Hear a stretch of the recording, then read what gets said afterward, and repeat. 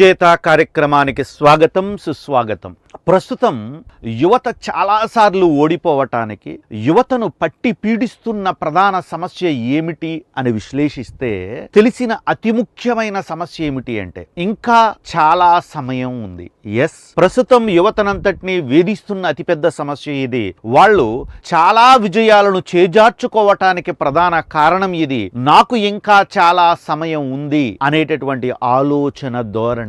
నేను ఈ విజయాలు తర్వాత ఎప్పుడోకప్పుడు సాధించుకోవచ్చు, ఈ పనులు తర్వాత ఎప్పుడోకప్పుడు చేసుకోవచ్చు అనేటటువంటి ఆలోచన ధోరణి ఏదైతే ఉందో, ఈ ధోరణి యువత పరాజయం పాలు కావటానికి, ఏమీ చేయలేని చేతకాని నిశ్చేష్టులుగా ఉండిపోవటానికి, లక్ష్యం లేకుండా తెగిన గాలిపటంలా ఎగిరిపోవటానికి, ఇష్టం వచ్చినట్లుగా తిరగటానికి ప్రధాన కారణం ఇది. ఓకే, ఇంకా నాకు చాలా సమయం ఉంది ఈ పనులు చేయటానికి, విజయాలు సాధించడానికి, ఈ పనులు పూర్తి చేయటానికి అనే ఆలోచన ధోరణి మీకు తీసుకువచ్చేటటువంటి నష్టాలు ఏమిటి అంటే, మీరు ప్రతి పనిని వాయిదా వేయడానికి చూడడం జరుగుతుంది.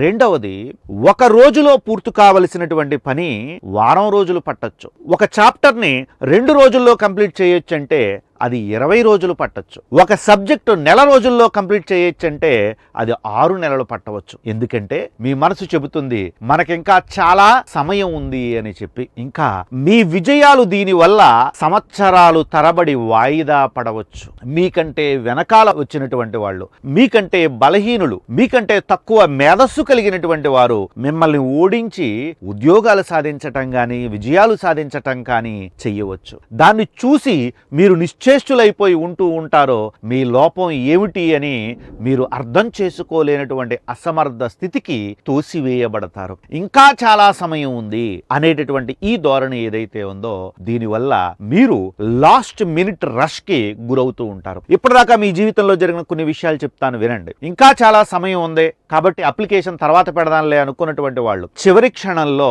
అప్లికేషన్ పెట్టేటటువంటి ప్రయత్నం చేస్తారు. అలాంటి తరుణంలో సర్వర్ బిజీ కావచ్చు, లేదా ఒక సర్టిఫికేట్ మీరు చూసుకోకుండా అక్కడ లేకపోయి ఉండవచ్చు. దాన్ని వెతకటమో లేదా దాన్ని తెచ్చుకోవటమో కష్టసాధ్యమై ఉండొచ్చు. ఇవన్నీ కూడా లాస్ట్ మినిట్ రష్ లో ఇదవుతూ ఉంటాయి. 2, రేపు ఎప్పుడు మీ చేతుల్లో ఉంటుంది అని మాత్రం మీరు భావించకండి. ఎందుకంటే మీకు అనారోగ్యం రావచ్చు, లేదా అనుకోని పని ఏదో ఒకటి రావచ్చు, లేదా మరొక అతి ముఖ్యమైనటువంటి పని మీ యొక్క సమయాన్ని కబళించి వేయవచ్చు. రేపు ఎప్పుడు మీ చేతుల్లో ఉండదో. కాబట్టి ఈ రోజే మీరు చేయాల్సినటువంటి పనిని ప్రణాళికాయుతంగా ఈ రోజే పూర్తి చేయండి. మనం తర్వాత అప్లికేషన్ పెడదాంలే, ఇంకా నెల రోజులు ఉంది కదా అప్లికేషన్ పెట్టడానికి, అప్పుడు చూద్దాంలే అంటే అప్పుడు మీ ఇంట్లో వాళ్ళకి ఏదైనా ఆపద రావచ్చు, అనారోగ్యం రావచ్చు, ఏదో అనుకోని పని రావచ్చు, లేదా నీ యొక్క ల్యాప్టాప్ లేకపోతే మరొకటో ఏదైనా సమస్య రావచ్చు. ఇలాంటి తరుణంలో లాస్ట్ మినిట్ లో చాలా చాలా ఇబ్బందులు పడుతూ ఉంటారు. కనుక విద్యార్థులారా, ఈ సమస్యల నుంచి మీరు బయటపడాలి అంటే ఈ ఆలోచన ధోరణి, మీ మైండ్ లో ఉన్నటువంటి ఈ ఆలోచన ధోరణిని పక్కన పెట్టండి. ఏమిటది?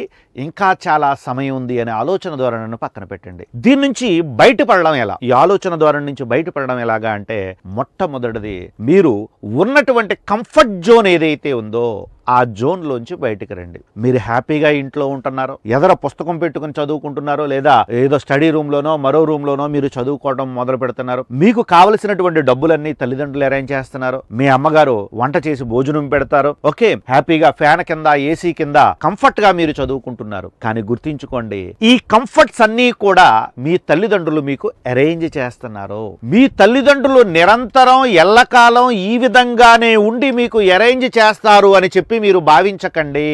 ఎందుకంటే వాళ్ళ వయస్సులు పెరుగుతూ ఉంటాయి. ఇప్పుడున్న పరిస్థితులు రేపు ఉండకపోవచ్చు. నువ్వింకా సెటిల్ కాలేదు అనేటటువంటి వారి మనసులో బాధ తరువాత కాలంలో కోపంగా మారుతుంది. మనసులో ఉన్న బాధ నోటిదాకా వస్తుంది. ఆ కోపం తరువాత ఇంకా సెటిల్ కాలేదే నా కొడుకు, నా కూతురు అని చెప్పి ఆ కోపం జాలిగా మారుతుంది. చుట్టూ ఉన్న పరిస్థితులు ఒక్కసారిగా మారిపోతాయి. మీ ఇంట్లో ఉన్నవాళ్ళు, మీ బంధువులు అందరూ కూడా మీ వైపు జాలిగా చూడడం మొదలు పెడతారు. కాబట్టి ఇప్పుడున్న కంఫర్ట్ అరేంజ్మెంట్స్, తల్లిదండ్రులు, బంధువులు, ఇంట్లో ఉన్న ఏర్పాట్లు ఈ విధంగానే నిరంతరం ఉంటాయి అని మీరు భావించకండి. ఇవన్నీ మారిపోతాయి. నువ్వు ఆలస్యం చేస్తున్న కొద్దీ ఇవన్నీ కూడా మారిపోతూ ఉంటాయి. కాబట్టి నీకు ఈ కంఫర్ట్ జోన్ నుంచి బయటికి రా. నువ్వు కంఫర్ట్ జోన్ నుంచి ఎప్పుడైతే నువ్వు బయటకు వచ్చావో, నాకు ఇంకా చాలా సమయం లేదు, నేను వెంటనే విజయం సాధించాలి, కాబట్టి ఆ విజయం కోసం నేను ఏర్పాట్లు చేసుకోవాలి అనే విషయం నీకు అర్థమవుతుంది.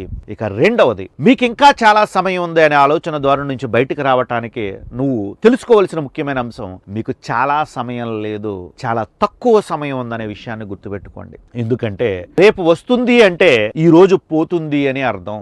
కాబట్టి నీ డేట్ ఆఫ్ బర్త్ ఏదైతే ఉందో అక్కడి నుంచి రోజు నువ్వు ఖర్చు పెట్టుకుంటూ ఉన్నావు, ప్రతిరోజు అయిపోతున్న ప్రతిరోజు నీ చేజారిపోతున్నటువంటి రోజే. వస్తున్న ప్రతిరోజు 24 గంటల లోపులో నీ చేజారిపోతుంది. దాన్ని వాడుకుంటావా వృధా చేస్తావా అనేటటువంటి విషయం నీ చేతుల్లో మాత్రమే ఉంది.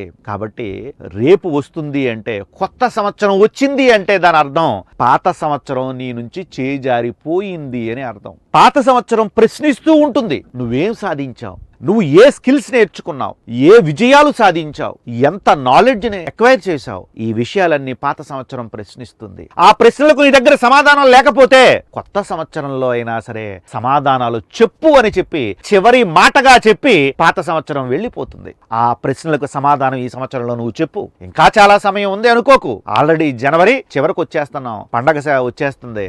కాబట్టి ఇక ఫిబ్రవరి నెక్స్ట్ మంత్ వచ్చేస్తుంది. మరి నువ్వేం సాధించావు? చాలా ప్రణాళికలు వేసుకుని ఉంటావు కదా, మరి నువ్వేం సాధించావు? కాబట్టి ఇంకా చాలా సమయం లేదు, ప్రతిరోజు నా నుండి చేయి జారిపోతుంది, వీలున్నంత వరకు ఎక్కువగా దీనిని నేను ఉపయోగించుకోవాలి, వృధా చేయకూడదు అనే విషయాన్ని నువ్వు గుర్తుపెట్టుకో. ఇక అతి ముఖ్యమైనటువంటి అంశం, నువ్వు ఏ ఏ పనులైతే చెయ్యాలనుకుంటున్నావో, ఏ ఏ లక్ష్యాలైతే సాధించాలనుకుంటున్నావో, ఏ ప్రణాళికలైతే వేసుకున్నావో వాటి కోసం నువ్వు ఒక టైం బౌండ్ ప్లాన్ అనేది పెట్టు. ఓకే, నేను ఈ సబ్జెక్ట్ కంప్లీట్ చేయాలి, ఎప్పట్లోగా కంప్లీట్ చేయాలి, 1 రోజా 2 రోజుల 3 రోజుల 3 రోజులు, ఫలానా రోజు కల్లా ఫలానా 18వ తారీఖు కల్లా ఇది కంప్లీట్ అయిపోవాలి అని చెప్పి నువ్వు ఒక టైం బౌండ్ అనేటటువంటిది పెట్టు.